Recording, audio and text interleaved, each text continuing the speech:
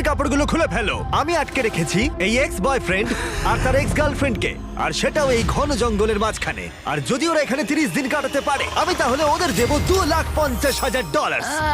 I hate you. Grant আর Ashley একটা সম্পর্কে ছিল, তারপর গ্র্যান্ট ন্যাশনাল টেলিভিশনে এই সম্পর্কটা ভেঙে দেয়। তোমায় আমার একদম ভালো লাগে না। আমি সব থেকে সেরা। ক্যাম্পে তোমাকে স্বাগত। ও নো। ও আমি এসো, ওকে এসো। চিনি। আমি একটুখানি মিথ্যে কথা বলেছি। এখানে তুমি আর তোমার এক্স গার্লফ্রেন্ড শুধু নেই, এখানে তোমার 5 জন এক্স গার্লফ্রেন্ড রয়েছে। তাহলে চলো এক্সদের সাথে দেখা করে আসি। দেখা করে ভালো লাগলো। এটা অদ্ভুত। 30 দিন পরে যারা এখানে টিকে থাকবে তারা ভাগ করে নেবে ওই $2.5 লাখ। আমাদের এখন কিছু কাঠ জোগাড় করতে যেতে হবে। যাই হোক, দেখা করে ভালো ঠিক লাগলো। আছে, তাহলে সবাই মজা করো। আমি যখন এখানে এসে গেছি তাই আমি ভাববো আমি এখন সম্পূর্ণ একা, পুরোপুরি একা। গ্র্যান্ড সম্পর্কে কেউ কিছু ভালো বলবে?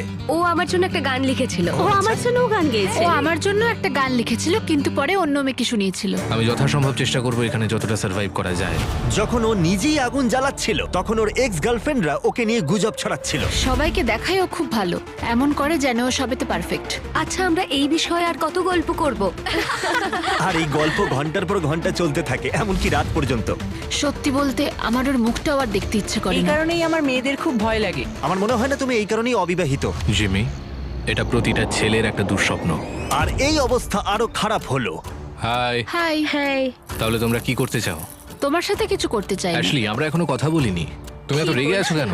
আমি রাগ করিনি, আর এসব করে কোনো লাভ নেই। আমার সাথে আবার পরিচয় করো। আমার কোনো প্রয়োজন আর নেই। আমি এটা জানতাম না, কিন্তু এটাই হয়ে উঠলো আমার দেখা সবচেয়ে তীব্র প্রতিশোধের গল্প। আমি প্রতিশোধ নেব, আর এই টাকাটা ওর জেতার কোনো মানেই ওর হয় না। প্ল্যান হলো সব সময় আমাকে শাস্তি দেওয়া। ও এটা ইচ্ছে করে করছে যাতে আমার কষ্ট হয়। এটা তোমার শেষ সুযোগ অ্যাশলি, আমি মিথ্যে বলছি না। তুমি হলে সবচেয়ে হ্যাঁ, জঘন্য মানে মানুষ। সত্যি।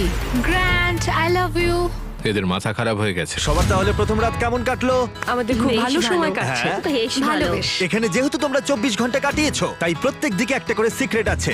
আমার ভয় আচ্ছা, করছে। আমার সাথে এসো গ্র্যান্ড। প্রত্যেক 5 দিন অন্তর তুমি ওদের মধ্যে একজনকে এলিমিনেট করে বাড়ি পাঠাতে পারবে, যতক্ষণ না একজন বাকি থাকছে। এখন আমি তোমাদের যেটা বলবো সেটা ও জানে না। তোমাদের 5 জনের সিক্রেটটা হলো, শেষ পর্যন্ত যে এক্স টিকে থাকবে সে গ্র্যান্টের কাছ থেকে সমস্ত টাকা ছিনিয়ে নিয়ে তাকে বাড়ি পাঠাতে পারবে।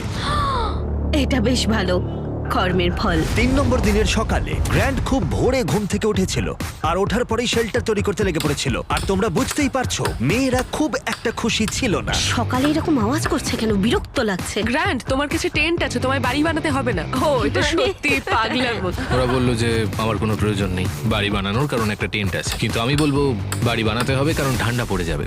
ক্যাম্পিং করতে আমার কখনোই ভালো লাগতো না, আর আমি সত্যি বলতে এখনো একদমই ভালো লাগছে না।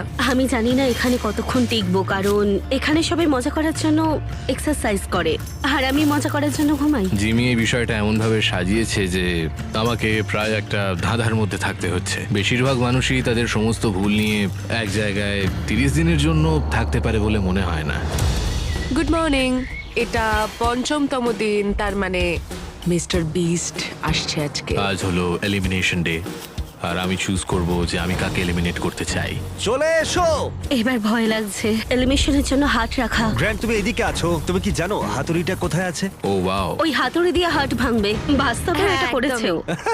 তুমি সোজা কথা বলতে পারো না? এটা বেশ মজার। ও মজা। প্রত্যেক 5 দিন অন্তর গ্র্যান্ড তোমাদের মধ্যে একজনকে বাড়ি পাঠাতে পারবে, যতক্ষণ না একজন বাকি থাকছে।